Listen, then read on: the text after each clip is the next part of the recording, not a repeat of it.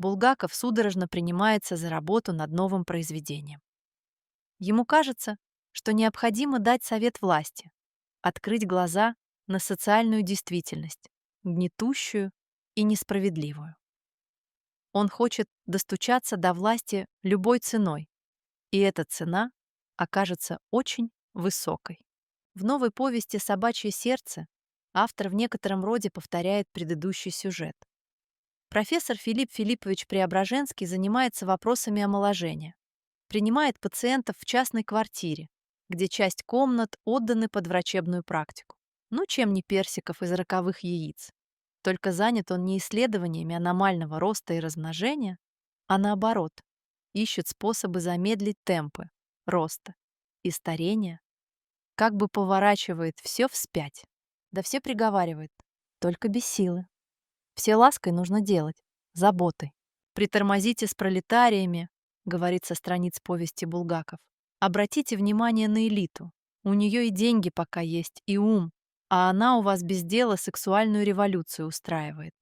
Да зачем вы высокообразованных людей в обезьян превращаете, пересаживая им яичники, а из собак людей делаете? В чем же суть революции? В украденных калошах, грязи на мраморной лестнице, неубранных клозетах и сломанном печном отоплении. Ради этого монаршую династию свергли? Кто был никем, тот станет всем. К чему все это приведет? Не может собака стать человеком. Не может ваш ничего не сведущий новый гражданин. Без имени, фамилии, манер и документов в стране хозяйничать. Да еще и власть иметь, подаренную каким-то швондером. Все равно ваш эксперимент ждет провал. Невозможно путем механического вмешательства в мозг человека, имея в виду пропаганду, создать нового Homo Советикус. Если Персиков Ленин, то Преображенский Сталин? Нет, не так все просто. Сталину уготована другая роль, и время еще для нее не настало.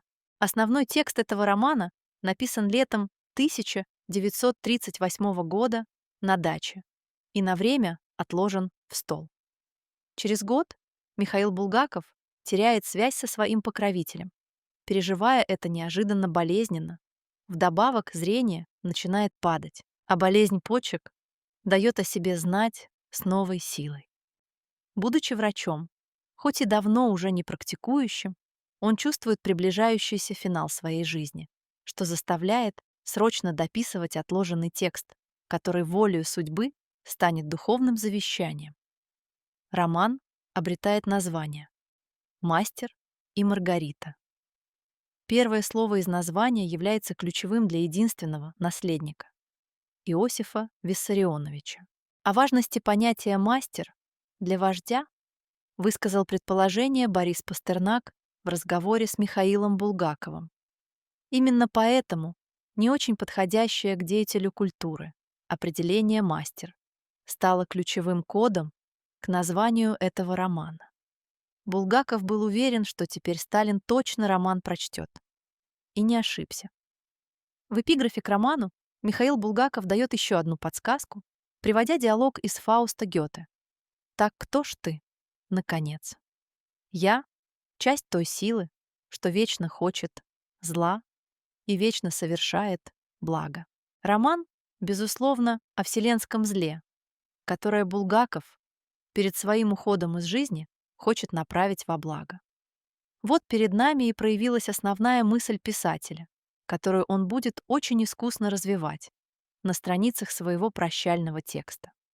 Автор строит сюжет в двух параллельных реальностях, как и существование всех основных героев. Воланд и Понтий Пилат становятся прообразами вождя, а сам Булгаков представлен в романе мастером Иешуа. Не пересказывая подробности сюжета, давайте сконцентрируемся на послании вождю, последней воле умирающего великого писателя. То, что я сейчас скажу, возможно, вызовет негодование. Понимаете, роман не о любви между мастером и Маргаритой. К сожалению, не о любви. Это самое банальное, безусловно, навязанное нам поверхностное восприятие практически священного текста автора. Это разговор двух людей — Сталина и Булгакова. Михаил Афанасьевич обращается к Сталину очень свободно и открыто через последний, оставшийся после отторжения вождем канал — литературу. Один из самых великих романов русской литературы XX века, написанный на пике таланта автора, я попробую свести до пары-тройки основных мыслей, затерянных в джунглях витиеватого сюжета.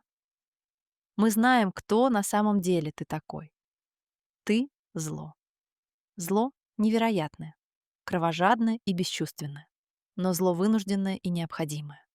Давай, убивай, сажай, бей и круши этих испорченных квартирным вопросом москвичей, всякого рода духовных рабов, посетителей варьете, гнусных администраторов, воров, управдомов. Управляйся, да пожестче, с этой подлизывающейся падалью. Ты просто необходим, чтобы навести тут порядок. Мы признаем, что ты — зло, но зло праведное.